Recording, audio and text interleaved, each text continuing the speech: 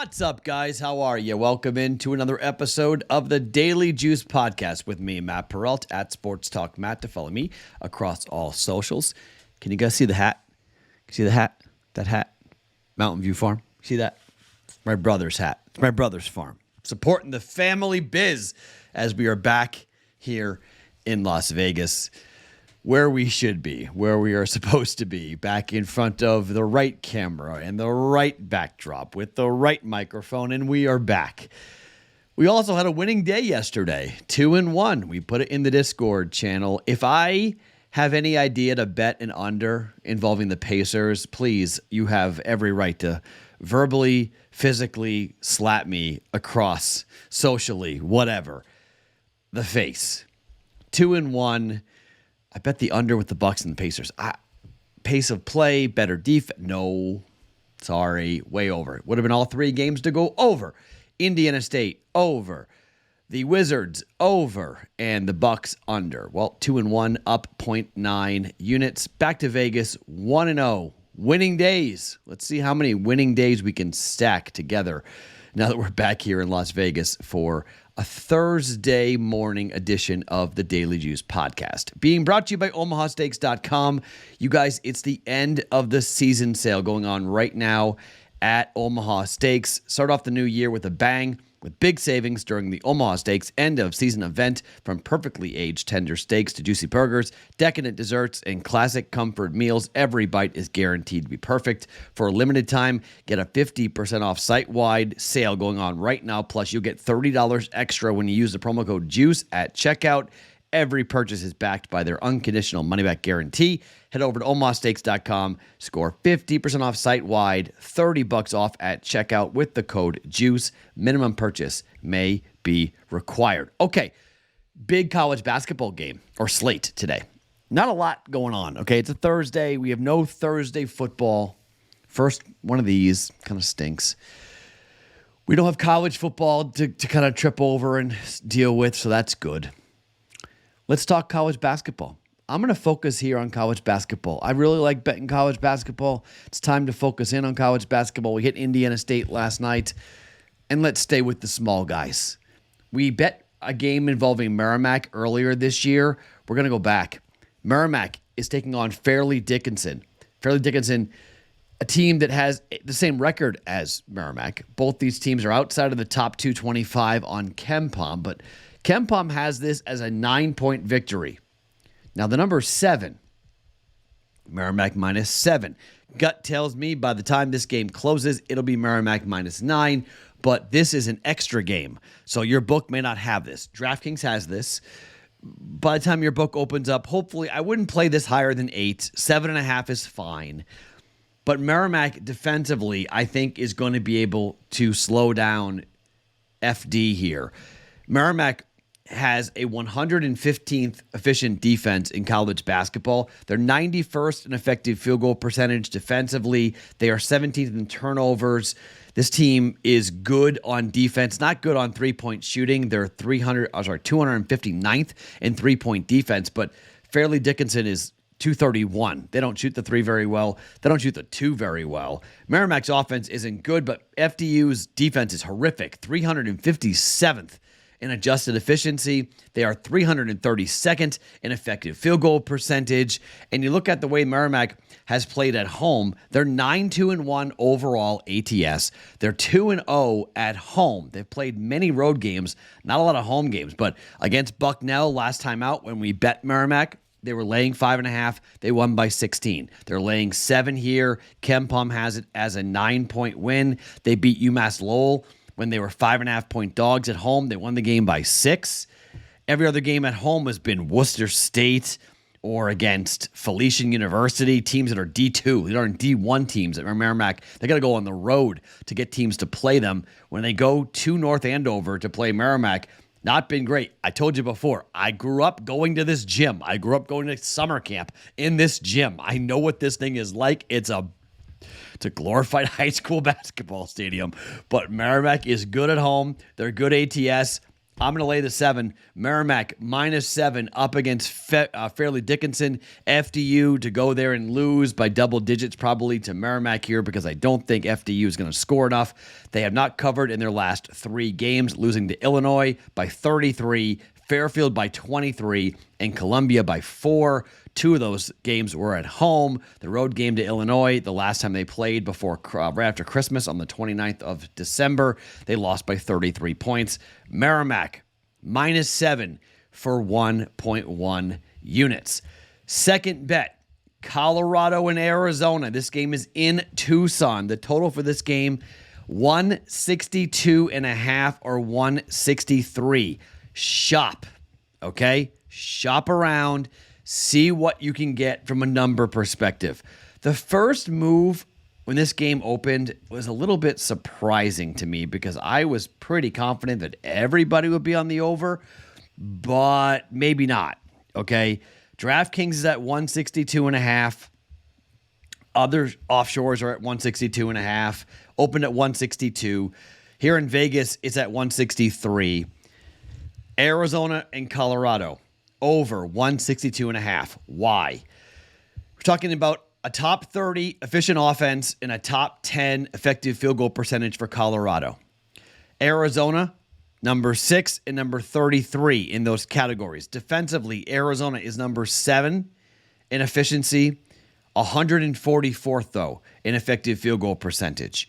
Arizona is 4th in the country in tempo. They want to run. 87th for Colorado. Not awesome, but top 100. Okay? Top 100. You've got a 3-point shooting Colorado team that's really good. 7th in the country, 40.8% from behind the arc, and Arizona's defense is that problem. They are 222nd in 3-point defense. This number is 11.5. It's 11.5. Now, Arizona's coming off that really bad loss to Stanford. We talked about that last night while we bet Arizona to win the national championship. I lean towards the dog here at plus 11.5. I think this is too many points. But rather than get involved with that, I think Arizona goes and scores a ton, but the Buffs might be able to score with them. I mean, Arizona's offense is tremendous. We know how good they are. We know how easily they score the basket, how fast they score. They're 10-3 this year to the over. They're 6-0 to the over at home. Colorado's 1-3 on the road to the over, but it's mostly because they played at Colorado State. They lost by 5. CSU takes the air out of the ball. We watched them play Creighton. We know how they play. They just play really, really slow. Neutral against Richmond. Neutral against Florida State. That 10-3 mark is Arizona against the spread. Sorry, that's their spread number.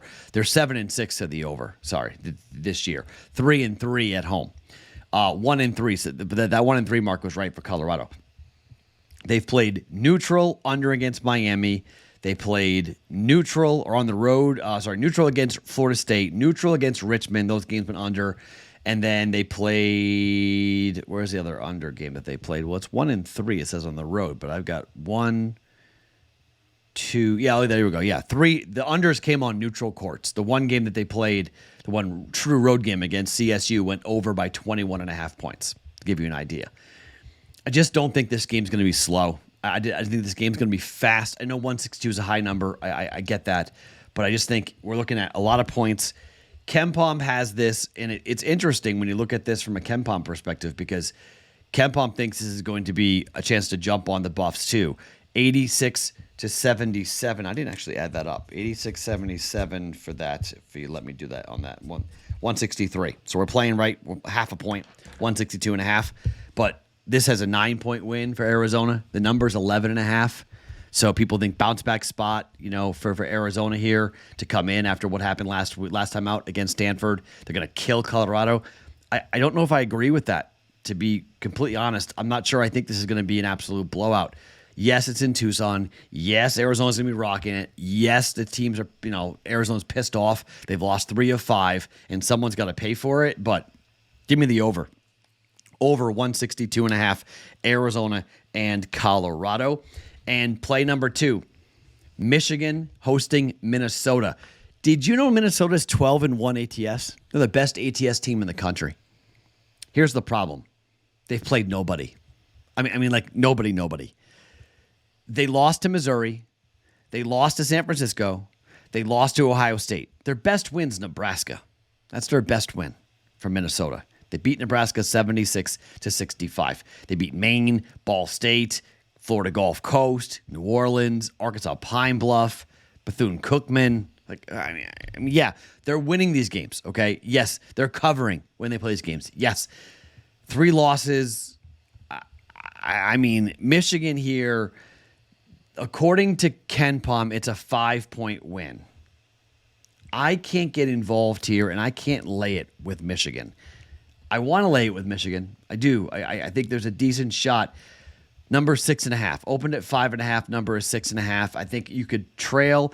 You could follow the steam if you want and take Michigan, or you can say that Minnesota's really good ATS, so they've learned how to play tight games. So I'm going to jump in with the dog here.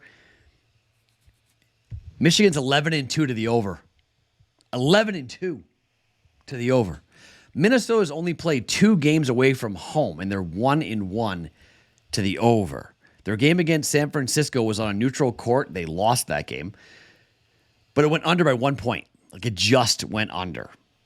The other game that was on the road for them was against Ohio State. Went over by 16.5 points. Flew over for Minnesota. Michigan has gone over on neutral. Against Florida, it went over by 48.5 points. At home against McNeese State, last game out, 17.5 points.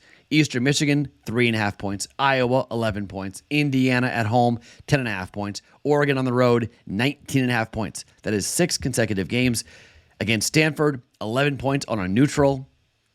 7 out of the last 8 games. 8 of the last 10 have gone over. At home, 6-0. Michigan, perfect to the over. As I said, 1-1 to Minnesota. Numbers 151.5. We are going over 151.5 for Michigan and Minnesota. Get some rockin' Ann Arbor basketball going with some up and down tempo. Tempo's a little bit of a concern. Not going to lie. Tempo's not great. Michigan, tempo-wise, is 177th. That's not great. Minnesota is 183rd. That's not great. But we need good shooting. Minnesota, effective field goal percentage, 16th best in the country. Michigan, 23rd best in the country. Defensively, Michigan, 198th in that category. Not great. Minnesota's defense has been pretty good, 58th, but you know what I mean? Like, who they played. Like, that defensive number for Minnesota is going to be skewed. You can't go a lot into it. But Michigan, 3-point percentage, 21st best in the country. That's awesome. For Minnesota, 64th best in the country, but they're 12th best in 2-point percentage. They got a big that's going to be a big problem. Dawson Garcia, 6'11". Kid's going to be a problem for Michigan. Big problem for Michigan. He can run. He can score in transition. Dawson Garcia is going to be probably the best player on the court. He's going to be a real problem for anybody this season, but Michigan in particular, easy baskets, quick tempo, hopefully back and forth. We're going over 151.5 for Michigan and Minnesota. All right, 3 bets for us here, all in college basketball, going after it. We hit the college basketball bet yesterday with Indiana State in the over. Let's see what we can do here today. Tonight, Merrimack -7 against FDU, 1.1 units. Over 162.5, Arizona and Colorado. Over 151.5 for Michigan and Minnesota. 3.3 units in play here for us on a Thursday. My name is Matt Perrault. You can follow me across all socials at Sports Talk Matt. Good to be back here in Vegas. Daily Juice Podcast, always being brought to you by OmahaSteaks.com.